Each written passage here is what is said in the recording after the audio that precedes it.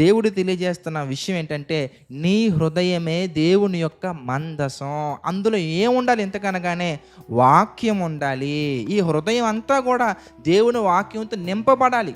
ఈ హృదయంలో అపవిత్రమైనది ఏది ఉండకూడదు. ఎందుకంటే ఒకవేళ అపవిత్రమైనది ఉంటే అది పెరిగి పెద్దయి మన యొక్క పవిత్రమైన జీవితాన్ని పాడు చేసి దేవునికి మనల్ని దూరం చేస్తుంది. దాని కారణంగా మనం రెండో మరణాన్ని ఎదుర్కోవాల్సినటువంటి పరిస్థితులు ఏర్పడతాయి.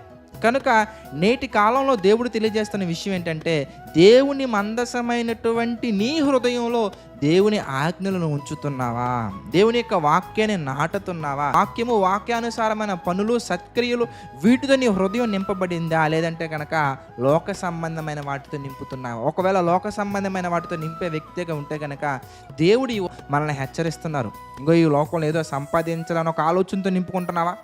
లేదంటే కనుక ఇదిగో నేను ఈ పదవిని ఎలాగైనా సంపాదించాలని ఆలోచనతో నింపుకుంటున్నావా? లేదంటే కనుక దేవుని చిత్తానికి వ్యతిరేకమైనటువంటి ఏ ఆలోచన అయినా కానీ నీ హృదయంలో పెంచి పోషిస్తున్నావా? అయితే మనం డేంజర్ జోన్లో ఉన్నామన్న విషయం జ్ఞాపకం చేసుకోవాలి.